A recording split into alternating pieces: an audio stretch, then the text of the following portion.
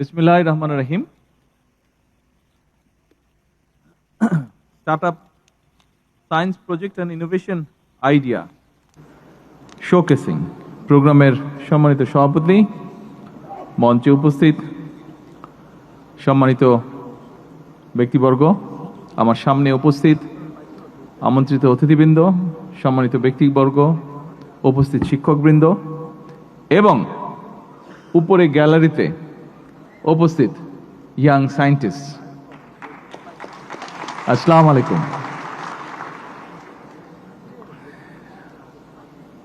আমি একটু আগে ওখানে যখন বসে ছিলাম তো বিভিন্ন জনের বক্তব্য শুনছিলাম, তা আমি তখন ভাবছিলাম যে কি বলবো। যদিও আমাকে আমার অফিস থেকে বিভিন্ন বিষয়ে রিসার্চ করে একটা বক্তব্য তৈরি করে দেওয়া হয়েছে, তাই আমি ভাবছিলাম যে এই বক্তব্যটা দিব নাকি আমি আজকে ফিউচার বাংলাদেশের যারা এই ফিউচারদের সাথে আমার কিছু চিন্তা ভাবনা এক্সচেঞ্জ করব। এটা নিয়ে একটা ডিবেট হচ্ছিল আমার নিজের মনের মধ্যে। তো ডিবেটটাতে পরে আমি চিন্তা করলাম যে না, এই প্রিন্টেড কপি থেকে বলবো না। আমি যেটা ভালো হোক মন্দ হোক, যেটা আমি ফিল করছি আমার সায়েন্টিস্টদের সাথে আমি বা ইঞ্জিনিয়ারদের সাথে আমি সেটা নিয়ে আলাপ করতে চাই। ছোট বন্ধুরা, আমার সামনে যদিও নিচতলে অনেকেই বসে আছেন, শিক্ষকবৃন্দ আছেন, বিভিন্ন আমন্ত্রিত অতিথিবৃন্দ আছেন, তবে আপনাদেরকে কিছুক্ষণের জন্য আমি ভুলে যেতে চাই। আপনারা শুনুন আমার কথা, কিন্তু আমি অ্যাড্রেস করতে চাই ওদেরকে। আশা করি আপনারা কিছু মাইন্ড করবেন না। আচ্ছা, আমি ছোট বন্ধুরা আজকে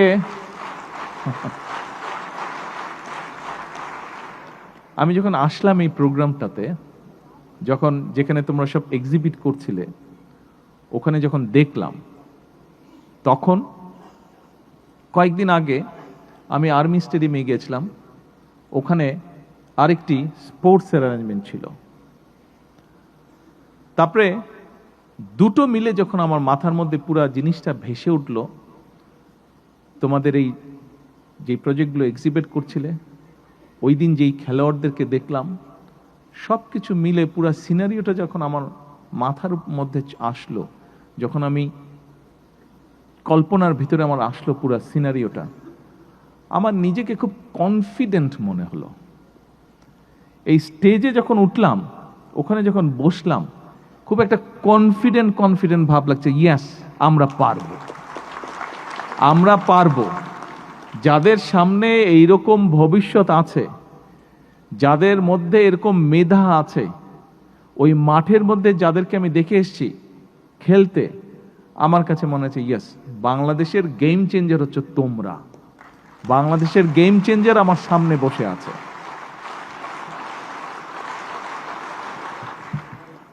আজকে আমরা এখানে একটা অনুষ্ঠানে মিলিত হয়েছি। দেখো, এই যে যেই অনুষ্ঠানে আমরা এখানে মিলিত হয়েছি, কয়েকদিন আগে যে অনুষ্ঠানটির কথা বললাম, খেলোয়াড় প্লেয়ারদের ব্যাপারে, প্রাইমারি স্কুলের প্লেয়ার ছিল ওরা, ছোট ছোট বাচ্চা, কিন্তু দুর্দান্ত খেলছে, ফুটবল খেলছে তারা। কেন এই জিনিসগুলো হচ্ছে? এই জিনিসগুলো এই জন্যই হচ্ছে যে আমরা যখনই এরকম একটা হলরুমের মধ্যে এরকম একটা অনুষ্ঠান করি, কোন একটা অনুষ্ঠানে যেখানে বক্তব্য রাখি, লোকজন আসে, বসে, সুন্দর করে কেউ কেউ বক্তৃতা দেয়, বক্তব্য শেষ হয়ে যায়, চলে যায়। তারপরে আউটপুটটা কি? আমরা চাই আমাদের কোনো একটা কাজের আউটপুট থাকতে হবে, যেটা ভবিষ্যৎ বাংলাদেশকে গড়ে তুলবে, যেটা ভবিষ্যৎ বাংলাদেশকে সামনে টেনে নিয়ে যাবে, যেটা ভবিষ্যৎ বাংলাদেশকে অন্যান্য সব দেশের সাথে কম্পিটিশনে এগিয়ে রাখবে। তার জন্যই আজকের এই অনুষ্ঠান, তার জন্যই সেদিনকার সেই আর্মি স্টেডিয়ামে অনুষ্ঠান। দেখো, এখানে পুরো বিষয়টা কিন্তু তোমাদেরকে নিয়ে। আমরা যা করতে চাচ্ছি, কম বেশি যেটাই করতে চাচ্ছি, সব কিছু কিন্তু তোমাদেরকে নিয়ে। তোমরা যারা দোতলায় আজকে বসে আছো, তোমরা যারা তোমাদের মতন তোমাদের আরো বন্ধু বান্ধব, সহকর্মীরা, ক্লাসমেটরা যারা সারা বাংলাদেশে ছড়িয়ে ছিটিয়ে আছো, কোটি কোটি, সব কিছু তোমাদেরকে ঘিরে।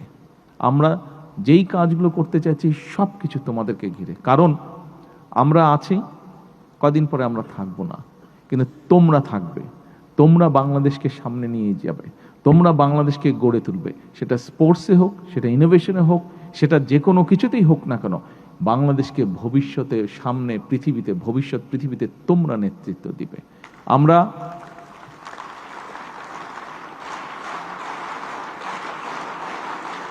এবং সেজন্যই এখানে মাহাদি আমিন যখন বক্তব্য রাখছিল, এখানে মন্ত্রী সাহেব যখন বক্তব্য রেখেছেন, সেক্রেটারি সাহেব যখন বক্তব্য রেখেছেন, ওনাদের কথা থেকে কিছু কিছু জিনিস তোমরা জানতে পেরেছ। এই যে শিক্ষা ব্যবস্থার মধ্যে আমরা স্পোর্টসকে নিয়ে আসতে চাইছি, শিক্ষা ব্যবস্থার মধ্যে আমরা যে কালচারকে নিয়ে আসতে চাইছি, এই যে ইনোভেশনকে যে নিয়ে আসতে চাইছি, এটা কিন্তু হঠাৎ করে আমরা চিন্তা করিনি। এই যে এখানে মাহাদি আমিন আমার পাশে বসে আছে, এই মাহাদি আমিন এবং আমি এই যে এই পরিকল্পনাগুলো, এই যে দেখো তোমরা নিশ্চয়ই এর মধ্যে জানো, হয়তো কেউ কেউ পার্টিসিপেটও করেছো, সেটা হচ্ছে নতুন করি স্পোর্টস বা নতুন করি, বা এই যে অন্য স্পোর্টস যেটা এডুকেশন মিনিস্ট্রির আন্ডারে হচ্ছে।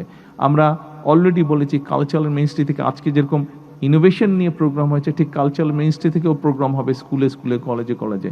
বাচ্চাদের কে গান করতে পারে, কে ছবি আঁকতে পারে, কে কবিতা আবৃত্তি করতে পারে, কে কোরআন কেরাত করতে প্রতিযোগিতা করতে পারে। এই যে তোমাদের মধ্যে থেকে যে বের করে নিয়ে আসতে চাইছি আমি, এই পরিকল্পনাগুলো কিন্তু গত 10-12 বছর ধরে আমরা করছি। মাহাদি আমিন যখন অক্সফোর্ডে পড়তো, ওর সাথে বসে বসে বসে বসে বসে বসে আমরা এই পরিকল্পনাগুলো করতাম, যে আমরা যখন যদি সুযোগ পাই, ইনশাল্লাহ সামনে সুযোগ পেলে তখন আমরা এই কাজগুলো করব। আমাদের ভবিষ্যৎ বাংলাদেশকে আমরা কিভাবে সাজাবো, সেজন্যই কিন্তু আমরা সিদ্ধান্ত নিয়েছি, যেটা বললাম ক্লাস 6 থেকে ক্লাস 1 থেকে 5 পর্যন্ত যতটুকু করা যায়, কিন্তু তখন তো বাচ্চারা ছোট থাকে, তারপরেও যতটুকু করা যায়। কিন্তু 6 থেকে 12 পর্যন্ত বাচ্চাদেরকে আমরা যেরকম একটা থার্ড ল্যাঙ্গুয়েজ দিচ্ছি, তোমরা তো বাংলা পড়ছো, বাংলা বলছো, সাথে ইংরেজিও করছো, ইংরেজিটার উপরে আমরা জোর দিতে চাইছি। ইংরেজিতে আরও যাতে বেটার তোমরা বলতে পারো, লিখতে পারো, পড়তে পারো। একই সাথে আমরা তোমাদের জন্য আরও কয়েকটা ভাষা সিলেক্ট করব, যেই ভাষাগুলো মধ্যে যে কোনো একটা শিখলে তোমার একটা থার্ড ল্যাঙ্গুয়েজ জানা থাকবে। তার ফলে তুমি দেশের ভিতরেই হোক, এই যে এখানে দেখো একটু আগে আমাদের দুটো মেয়ে কি সুন্দর চাইনিজ ভাষায় কথা বললো। এখন এই যে যখন চায়নায় যাবে, ওরা যদি চায়নায় যায়, ওদের কিন্তু কোনো সমস্যা হবে না। ঠিক তুমি যদি জার্মানিতে যাও, বা তুমি যদি জাপানে যাও, তুমি যদি ফ্রান্সে যাও, তুমি যদি মিডল ইস্টে যাও, তোমার যদি সেই ভাষাগুলো জানা থাকে, তখন কিন্তু তোমার সেটা তুমি চাকরি বাকরি করো অথবা যে কোনো কাজই করো, তোমার কিন্তু সেখানে সমস্যা হবে না। কাজে এই যে ভাষাটা আমরা তোমাদেরকে শেখাতে চাইছি, এরকম স্কুলের মধ্যে আমরা ভাষাটা নিয়ে আসবো। একই সাথে ইনোভেশন তো আছে। আমরা চাইছি যে তোমাদের মধ্যে, এখানে তোমরা যারা আজকে ইনোভেশনের মধ্যে এসছো, এই প্রোগ্রামে এসছো, তোমাদের মধ্যে অনেকেই এরকম আছে, কেউ হয়তো ছবি আঁকতে পছন্দ করো, কেউ হয়তো গান গাইতে পছন্দ করো, কেউ হয়তো কবিতা আবৃত্তি করতে পছন্দ করো, কেউ হয়তো মিউজিক্যাল ইনস্ট্রুমেন্ট বাজাতে পছন্দ করো।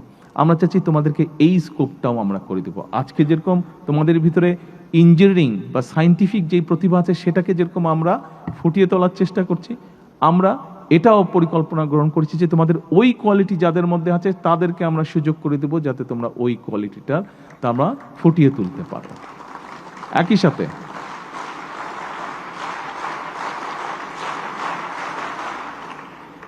সাথে এটা তো গেল কালচারের ব্যাপার, গেল ইনোভেশন ব্যাপার। এরপরে আসো, তোমাদের মধ্যে নিশ্চয়ই এরকম অনেকে আছে কোনো না কোনো স্পোর্টসে ভালো, হয়তো ফুটবলে অথবা ভলিবলে অথবা সুইমিংয়ে অথবা ব্যাডমিন্টনে অথবা ক্রিকেটে, কোনো না কিছু। আমরা কতগুলো স্পোর্টস তোমাদের সিলেবাসের মধ্যে নিয়ে আসবো। কাজে যার যেটা ভালো লাগবে, ছেলে হোক মেয়ে হোক, যার যেটা ভালো লাগবে, তুমি নিজেকে ওইভাবে তৈরি করে তুলবে, তুমি ওই স্পোর্টসটাতে তোমার স্কিলনেসটা ডেভেলপ করবে তুমি। অর্থাৎ এখন যদি তুমি চিন্তা করো, এবং একই সাথে আমরা ওটা ক্লাস 8 থেকে হচ্ছে না ভোকেশনালটা, 6 থেকে 8 পর্যন্ত থিওরি, তারপরে প্র্যাকটিক্যাল যাচ্ছে। হ্যাঁ, ক্লাস 6 থেকে আমরা একদম ক্লাস 10 পর্যন্ত আমরা ভোকেশনালি নিয়ে যাচ্ছি, থিওরি এবং প্র্যাকটিক্যাল দুটো। অর্থাৎ সেই মাইক্রোফোনটা নষ্ট হয়ে গেল, তুমি যদি জানো এই মাইক্রোফোনটা ঠিক করতে হবে, তাহলে দেখো তোমার এটা একটা এক্সট্রা কোয়ালিটি। কিন্তু এই স্পিকারটা নষ্ট হয়ে গেল, তুমি যদি এই স্পিকারটাকে জানো ঠিক করতে হবে, তাহলে কিন্তু সবাই তোমাকে ডেকে নিয়ে আসবে স্পিকারটা নষ্ট হয়ে গেলে, তাহলে তোমার দেখো এটা একটা এক্সট্রা কোয়ালিটি। কিন্তু তার মানে তুমি নিজেকে দিয়ে চিন্তা করে দেখো, আজকে তুমি যদি আজকে একটা থার্ড ল্যাঙ্গুয়েজ জানো, তুমি যদি ইংলিশ জানো, তুমি যদি ধরো সুন্দর একটু ছবি আর্ট করতে পারো, তুমি একটা কোনো কিছু ফিক্স করতে, ইঞ্জিনিয়ারিং কোনো কিছু ফিক্স করতে পারো, তুমি একটা ভালো মিউজিক্যাল ইনস্ট্রুমেন্ট বাজাতে পারো, তাহলে তুমি এখন চিন্তা করো, তুমি বাংলাদেশের ভেতরেই থাকো, তুমি বাংলাদেশের বাইরেই যাও, তুমি যে কোনো কাউরের সাথে কিন্তু যে কোনো দেশের ছেলে মেয়ের সাথে তুমি কম্পিট করে টিকে থাকতে পারবে, পারবে না? পারবে? তোমাকে যদি এতগুলা সুযোগ তৈরি করে দেওয়া হয়, কে কে পারবে না হাত তুলো, কে কে পারবে না হাত তুলো, আর কে কে পারবে হাত তুলো। দেখো তোমরা সবাই, অলমোস্ট সবাই তোমরা হাত তুলছো। তোমাদেরকে এই সুযোগগুলো আমরা করে দিতে চাই। তোমাদেরকে যদি এই সুযোগগুলো, থ্যাংক ইউ, এই সুযোগগুলো যদি তোমাদেরকে করে দিয়ে তুমি শুধু আগাবে না, তখন কিন্তু সমগ্র বাংলাদেশ তোমার সাথে আগিয়ে যাবে, সমগ্র বাংলাদেশ তোমার সাথে আগিয়ে যাবে, সমগ্র বাংলাদেশ তখন ভাইব্রেন্ট হয়ে যাবে। প্রিয় বন্ধুরা, আজকে কিন্তু এই অনুষ্ঠানে ঢোকার আগে আমি আরেকটি কাজ করেছি। সেই কাজটি হলো, নিশ্চয়ই তোমরা বোধহয় দেখেছো স্ক্রিনে, যারা বাইরে ছিল তারা দেখেছো, ভিতরে যারা ছিল মনে হয় স্ক্রিনে বোধহয় দেখেছো তোমরা। এখানে একটু আগে একজন বক্তব্যে বলেছে যে ওখানে আমি একটা বৃক্ষ রোপণ করেছি, এবং শুধু আমি করি না, আমার সাথে অনলাইনে অনেক, সারা বাংলাদেশে প্রায় কত, 29,000 বললে, 29,600 কানেক্টেড ছিল, 29,600টা কানেক্টেড, বিভিন্ন জায়গায় কানেক্টেড ছিল। প্রত্যেকটা জায়গায় প্রত্যেকে দুটো করে গাছ লাগিয়েছে, তিনটা করে প্রত্যেক গাছ লিখেছে। টোটাল কত, 90,000 মতন, টোটাল 90,000-এর মতন গাছ একদিনে লাগানো হয়েছে। এখন আজকে এই যে তোমাদের জন্য যেই সুযোগটা আমরা তৈরি করতে চাচ্ছি, তার এক্সচেঞ্জে তোমাদের কাছে আমি আরেকটা জিনিস চাইছি। আমরা সরকার থেকে তোমাদের জন্য এই যে খেলাধুলার ব্যবস্থা, ইনোভেশনের ব্যবস্থা, কালচারের ব্যবস্থা, এইগুলা তোমাদের জন্য আমরা সুযোগ করতে চাইছি, যাতে তোমরা খুব কনফিডেন্ট হয়ে গড়ে উঠতে পারো। এবং তোমাদের কনফিডেন্স দেখলে, তোমরা কনফিডেন্ট থাকলে আমি কনফিডেন্ট হয়ে যাব, আমার জোর বেড়ে যাবে তখন। কিন্তু তার বিনিময়ে তোমাদের কাছে একটা জিনিস আমি চাইছি, দেবে আমাকে? কে কে দেবে না আগে হাত তুলো। আচ্ছা, এবার বলো কে কে দেবে, তাহলে হাত তুলে দেখো কে কে দেবে। একটা জিনিস চাইছি, আর যারা হাত তুলবে না বুঝবো যে তারা দিতে চাইছো না। যদি দিতে না চাও তাহলে কিন্তু নিজেরাই ঠকবে। কিন্তু যারা দিতে চাবে না, যেই জিনিসটা চাইছি আমি, মেয়েদের কাছেও চাইছি আমি, এদিকে, এই পাশে, ধন্যবাদ, ওই পাশে, থ্যাংক ইউ। আচ্ছা, জিনিসটা কি? জিনিসটা খুব সিম্পল, জিনিসটা হচ্ছে তোমাদের সবাইকে প্রত্যেক বছর একটা করে গাছ লাগাতে হবে, একটা করে গাছ রোপণ করতে হবে। আমাকে প্রত্যেক বছর একটা করে গাছ উপহার দিতে হবে। আমাকে দিতে হবে মানে আমাকে ফিজিক্যালি দিতে হবে না। তুমি যেখানে থাকো, তুমি যেখানে মাঠে খেলো, তুমি যে বাসায় থাকো, অথবা যেখানে থাকো, যেই স্কুলে পড়ো, যেই কলেজে পড়ো, ওখানে কোনো এক জায়গায় প্রত্যেকে একটা করে, প্রতি বছর একটা করে গাছের চারা রোপণ করবে। পারবে? এই কঠিন কাজটা করতে পারবে? আচ্ছা, কেন কঠিন কাজটা তোমাদেরকে করতে বলছি? দেখো, কঠিন কাজটা আমি এই জন্য তোমাদেরকে করতে বলছি, এই দেশে তো আমাদের সবাইকে থাকতে হবে, তাই না? তো এই দেশে যদি আমরা সবাই থাকি, তাহলে আমাদেরকে তো বুক ভরে একদম শ্বাস নিতে হবে আমাদেরকে। কিন্তু দেখো, তোমরা তো বিভিন্ন রকম আর্টিকেলস পড়ো, এই আর্টিকেলসের মধ্যে তোমরা নিশ্চয়ই পড়েছো যে আমাদের বর্তমানে জনসংখ্যা বেড়ে যাওয়াতে, গাড়ি ঘোড়া সব কিছু বেড়ে যাওয়াতে, এবং স্বাভাবিকভাবে জনসংখ্যা বেড়ে যাওয়াতে গাছপালা অনেক কেটে ফেলতে হয়েছে। ফলে আমাদের বাতাস কিন্তু অনেক পলিউটেড হয়ে গিয়েছে। আমরা যদি এখন এই মুহূর্তে যদি এটার ব্যাপারে ব্যবস্থা না নেই, তাহলে কিন্তু আমরা একসময় পরিষ্কার বাতাস, বিশুদ্ধ বাতাস কিন্তু শ্বাস হিসাবে নিতে পারবো না। সেই জন্য আজকের এই অনুষ্ঠানে আমরা এত সুন্দর একটা অনুষ্ঠান করলাম, কিন্তু এই অনুষ্ঠানটাকে যদি সত্যিকারভাবে আমরা এটাকে যদি ফ্রুটফুল করতে চাই, তাহলে আজকে এই রিকোয়েস্টটা আমি তোমাদের কাছে করছি। এবং তোমরা প্রতি বছর আমাকে দিতে হবে না, তুমি তোমার নিজের জন্যই কিন্তু একটা করে গাছ রোপণ করবে। তুমিও বড় হবে, গাছটাও বড় হবে, দেখবে গাছটা তোমার সবচেয়ে বেস্ট ফ্রেন্ড হয়ে দেখা দিবে এক সময়। ওই গাছের সাথে তুমি, ওই গাছকে নিয়ে অনেক কিছু তুমি কথা বলতে পারবে ওই গাছের সাথে। তোমরা কথা বলো গাছের সাথে। আমি কিন্তু গাছের দিকে তাকিয়েতেই কিন্তু চিন্তা করি, জানো। আমি এখানে যেখানে থাকি, ঢাকায় যেখানে থাকি, ওখানেও বড় বড় গাছ আছে। আমি লন্ডনে যেই বাসাটা থাকতাম, ওখানে আশেপাশে অনেক বড় বড় গাছ ছিল, এবং আমি মাঝে মাঝে গাছের দিকে তাকিয়ে থেকে সারাদিন তাকিয়ে থেকে হাঁটতাম, জানো। এটা একটা ডিফারেন্ট ফিলিং, কিন্তু যখন বড় গাছ দেখবে খুব সুন্দর লাগে দেখতে। গাছের যখন বাতাস হয়, যখন গাছটা নড়াচড়া করে, গাছটা দেখতে তখন খুব সুন্দর লাগে, অদ্ভুত একটা ভালো লাগার ফিলিং থাকে। আমার বিশ্বাস তোমরা যখন একটি গাছকে চারা রোপণ করবে, গাছটা যখন বড় হবে, তোমরা এই ফিলিংটি তোমরাও পাবে, এবং ওই গাছের দিকে তাকিয়ে তুমি অনেক কিছু ভাবতে পারবে, অনেক পরিকল্পনা করতে পারবে। আমি করি, তোমাদের সাথে শেয়ার করলাম আমার একটা সিক্রেট কথা। আমি কিন্তু গাছের দিকে তাকিয়ে থেকে অনেক পরিকল্পনা করি, অনেক কিছু চিন্তা করি আমি। এখন ছোট বন্ধুরা আসো, বক্তব্য অনেক হচ্ছে, আমি জানি তোমরা সেই সকালবেলা এসছো, এখন অনেকের ধৈর্যচ্যুতির ঘটনা ঘটেছে। এখন এই যে বাংলাদেশ, তোমরা অনেকেই স্লোগান দিয়েছো, সবার আগে বাংলাদেশ। সবার আগে বাংলাদেশ স্লোগানটা তোমরা দিয়েছো বই কি, কিন্তু এই স্লোগানটা না তোমাদেরকে ফিল করতে হবে, তোমাদেরকে অনুধাবন করতে হবে। শুধু স্লোগান দিলে চলবে না। কেন সবার আগে বাংলাদেশ? এই জন্যই সবার আগে বাংলাদেশ, কারণ আজকে তোমরা আছো। তোমাদেরকে আমরা দেখতে পারি বলেই আমরা মনে করি তোমরা পারবে, সেই আত্মবিশ্বাস তোমাদের মধ্যে আছে বলেই আমি ওই স্লোগানটা দিয়েছি, সবার আগে বাংলাদেশ। কারণ তোমাদের মতন ভবিষ্যৎ,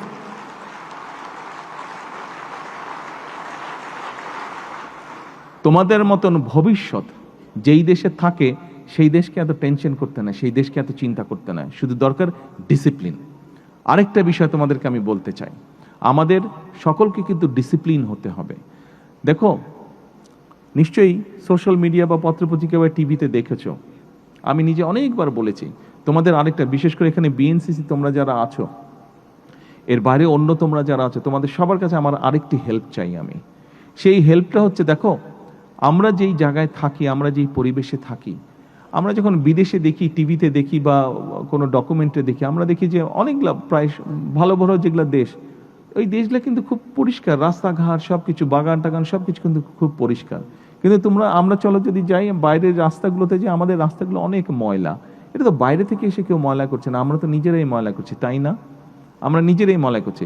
আমরা কি সবাই মিলে কি আমরা পরিষ্কার রাখতে পারি না আমাদের দেশটাকে? সবাই মিলে কি আমরা আমাদের রাস্তাঘাট, বিভিন্ন পাবলিক প্লেস যেগুলো আছে, আমরা পরিষ্কার রাখতে পারি না? পারি? তোমরা কি এই হেল্পটা আমাকে করবে? হ্যাঁ, তাহলে আমরা এখন থেকে সবাই মিলে একটা কাজ করার চেষ্টা করব। আমাদের আশেপাশে কেউ যদি কোনো পাবলিক প্লেসে ময়লা ফেলে, জায়গাটা ময়লা হয়, আমরা পরিষ্কার করব ওটা যতটুকু সম্ভব, এবং যে ফেলছে তাকে আমরা বলবো এই কাজটা করা অন্যায়, তাকে আমরা লজ্জা দিব যে এই পাবলিক প্লেসে ময়লা ফেলতে হয় না, সেটা কাগজ হোক, খাবার দাবার হোক, যেটাই হোক, আমরা তাকে লজ্জা দিব যে এইখানে ময়লা ফেলে যায় না, ময়লা ফেলতে হয় না। আমরা সবাই একটা সুন্দর বাংলাদেশ চাই, কিন্তু আমরা যদি চেষ্টাই না করি, কেমন করে বাংলাদেশ সুন্দর হবে? কিন্তু চেষ্টা তো তোমাদেরকে করতে হবে। আমাদের কিন্তু মোটামুটি দিন শেষ হয়ে যাচ্ছে, আমার 60 বছর বয়স হয়ে গেছে, দিন শেষ হয়ে যাচ্ছে। সময় এখন তোমাদের, সামনে ভবিষ্যৎ তোমাদের, দেশটা গড়ে তুলতে হবে তোমাদেরকে। আমরা হয়তো চেষ্টা করতে পারি, শুরু করে দিয়ে যেতে পারি, কিন্তু এটাকে চালিয়ে নিতে হবে তোমাদের। কাজেই দেশটাকে যদি পরিষ্কার করতে হয়, আমরা যদি শুধু বলে থাকি সিটি কর্পোরেশন পরিষ্কার করবে, পৌরসভা পরিষ্কার করবে, দেখো তুমি যদি নিজের বাড়ির কথাও চিন্তা করো, তুমি যেই ঘরটাতে থাকো, ওই ঘরটাতে বাসার সবাই এসে যদি ময়লা করে, তুমি তাহলে কতবার পরিষ্কার করবে? তুমি কি প্রতিবার পরিষ্কার করতে পারবে? পারবে না। কিন্তু সবাই মিলে যদি পুরো ঘরের সবগুলো ঘর যদি আমরা পরিষ্কার রাখি, তাহলে তো বাসাটা পরিষ্কার থাকছে, তাই না? ঠিক দেশটাও এরকম, দেশটা আমাদের যেহেতু সবার, আমাদের সবাইকে মিলে পরিষ্কার রাখতে হবে। আসো, আমরা যদি পরিবেশটাকে ঠিক রাখি, আমরা যদি ঘরের মতন করে নিজের এলাকাটাকে পরিষ্কার রাখি, আমরা যদি নিজের ঘরের মতন আশেপাশে আমাদের বাসা বাড়িতে যেরকম মোটামুটি সুন্দর গাছ লাগানো থাকে, এইভাবে যদি আমরা গাছের সংখ্যা আরও বাড়াতে পারি, তাহলে কি হবে?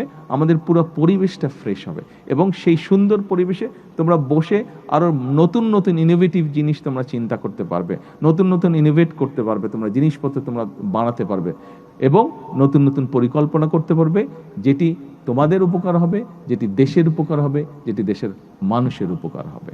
প্রিয় বন্ধুরা, আজকে এখানে যারা তোমরা এসছো, যারা জয়ী হয়েছো, যারা জয়ী হওনি, সকলকে আমি আন্তরিকভাবে ধন্যবাদ, শুভেচ্ছা জানাতে চাচ্ছি।